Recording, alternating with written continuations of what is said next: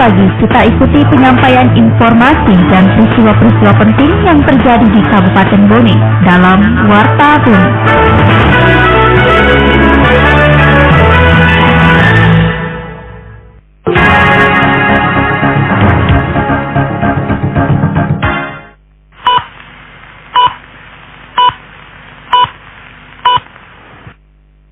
Waktu Indonesia Tengah, Radio Republik Indonesia dalam Warta Bone. Sari berita, ratusan jamaah haji Kabupaten Bone mulai diberangkatkan pada Mei mendatang. Samsat Bone berlakukan pembebasan denda pajak kendaraan. Inilah Warta Bone selengkapnya.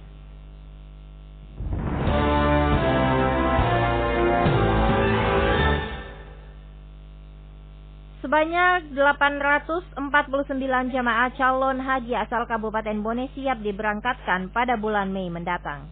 Ayunia Nindiati melaporkan. Sebanyak 849 calon jemaah haji asal Kabupaten Bone sudah terdaftar dan siap diberangkatkan pada akhir bulan Mei mendatang. Pelaksana tugas Kasih Penyelenggara Haji dan Umroh Kemenak Bone Ahmad Yani mengungkapkan, tahun ini dari total 849 calon jemaah haji, 9 diantaranya merupakan kuota tambahan yang tergabung dalam kloter Kabupaten Bone, Embarkasi Makassar. Disebutkan Ahmad Yani, ratusan jemaah tersebut akan dibagi ke dalam 3 kelompok terbang atau kloter, yakni kloter 14, 18, dan kloter 26. Dijelaskan kloter 1 Bone yang tergabung kloter 14 UPG bergabung dengan Kabupaten Maros dan Gorontalo, rencananya akan diterima di Asrama Haji Sudiang pada tanggal 21 Mei 2024. Sementara kloter 2 atau kloter 18 UPG yang merupakan kloter utuh Bone akan diterima di Asrama Haji pada tanggal 24 Mei.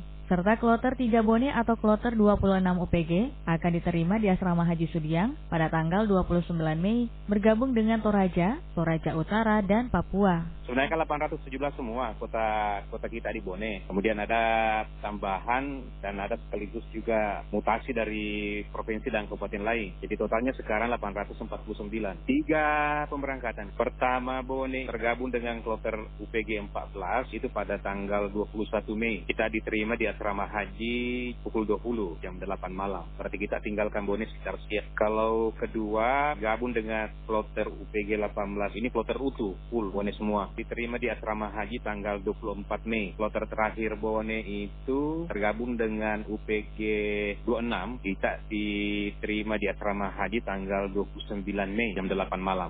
Ditambahkan Ahmad Yani, dari 3 kloter yang ada, disiapkan 11 orang petugas pendamping untuk jemaah calon haji Kabupaten Bone. Peringatan Hari Otonomi Daerah. Seluruh pemerintah daerah diminta untuk mempromosikan model ekonomi yang ramah lingkungan untuk menciptakan masa depan yang berkelanjutan. Berikut laporan Suryani Arifin. Beberapa amanat Menteri Dalam Negeri yang disampaikan pemerintah daerah melalui penjabat Sekretaris Daerah Kabupaten Bone Andi Gunadil Ukra pada upacara peringatan otonomi daerah ke-28 yang berlangsung di halaman kantor Bupati Bone kemarin. Di antaranya, untuk memperkokoh komitmen tanggung jawab dan kesadaran seluruh jajaran pemerintah daerah akan amanah serta tugas pembangunan yang berkelanjutan dalam pengelolaan sumber daya alam dan lingkungan hidup tingkat lokal serta mempromosikan model ekonomi yang ramah lingkungan untuk menciptakan masa depan yang berkelanjutan bagi generasi mendatang. Sesuai dengan tema otonomi daerah ke-28 tahun ini, yakni otonomi daerah berkelanjutan menuju ekonomi hijau dan lingkungan yang sehat. Juga berkomitmen untuk memperkuat fungsi dalam fasilitas produk hukum daerah yang berfokus pada pembangunan ekonomi hijau untuk mencapai keberlanjutan lingkungan dan kesejahteraan masyarakat secara holistik. Fungsi ini bertujuan untuk memaksimalkan peran peraturan daerah untuk berfokus pada komoditas dan sektor unggulan yang ramah lingkungan dengan memperhatikan aspek fungsi ekologis, serapan air, ekonomi, sosial budaya, estetika, dan penanggulangan bencana. Di samping itu juga, Andi Gunadil Ukra menyampaikan bahwa momentum ini juga merupakan momentum yang tepat untuk memaknai arti, filosofi, dan tujuan dari otonomi daerah itu sendiri.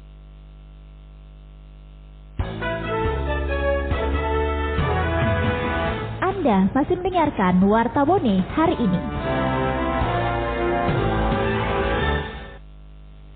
Samsat Bone mulai berlakukan pembebasan tarif dan denda pajak bagi kendaraan bermotor yang akan melakukan balik nama. Berikut laporan Ahmad Kahfi.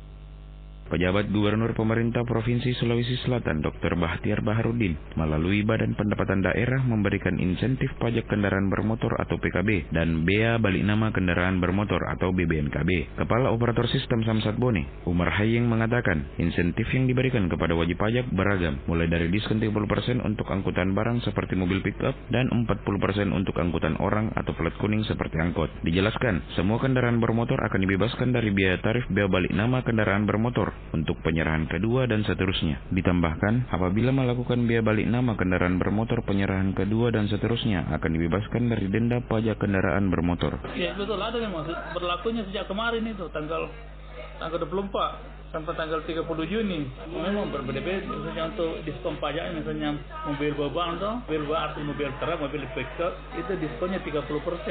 Kalau misalnya mobil angkutan, misalnya mobil plat kuning, katakanlah mobil PT, diskonnya 40%. Kendaraan bermotor itu semua jenis kendaraan, kalau dibalik nama tuh, itu bebas balik namanya.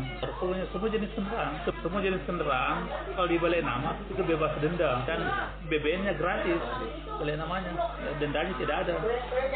Artinya kalau pokoknya tetap ada pokok tuh. Ditambahkan Umar, insentif pajak ini mulai berlaku 24 April 2024 hingga 30 Juni 2024. Sistem ujian sekolah secara online membuat sejumlah siswa SMP di Pulau Kanalo, Kecamatan Pulau 9, Kabupaten Sinjai terpaksa mengikuti ujian sekolah di dermaga karena kesulitan memperoleh sinyal. Laporan Ayunia Nindiati. Siswa SMP Negeri 31 Sinjai di Pulau Kanalo 1, Kecamatan Pulau 9, Kabupaten Sinjai, terpaksa harus mengikuti ujian sekolah di dermaga pulau tersebut. Kepala SMP Negeri 31 Sinjai, Herawati Sulaiman, saat dikonfirmasi membenarkan kondisi ujian di sekolahnya yang terpaksa dilakukan di dermaga tempat sandaran kapal. Dijelaskan Herawati, siswa kelas 9 yang berjumlah 9 orang tersebut menyelesaikan soal ujian di pintu gerbang dermaga. Pasalnya jaringan internet di pulau ini hanya mampu diterima maksimal jika berada di pinggir laut, salah satunya di dermaga.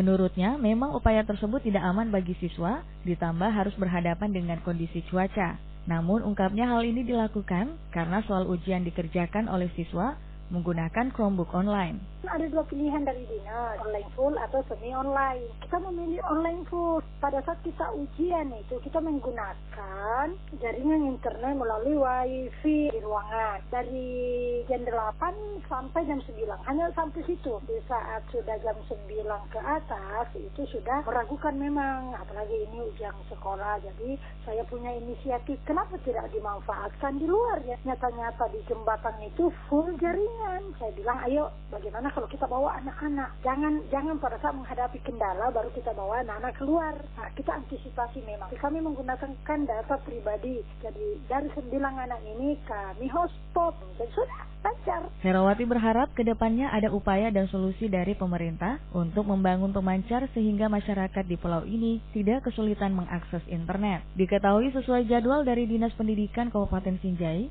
pelaksanaan ujian sekolah tingkat SMP dilaksanakan secara serentak sejak 22 April dan akan berakhir pada 27 April 2024 mendatang. Sekian Warta Bone, produksi Radio Republik Indonesia Bone. Siaran kami dapat diakses melalui website www.rri.co.id dan RRI Digital yang dapat Anda download di Play Store dan App Store. Selamat pagi, sampai jumpa.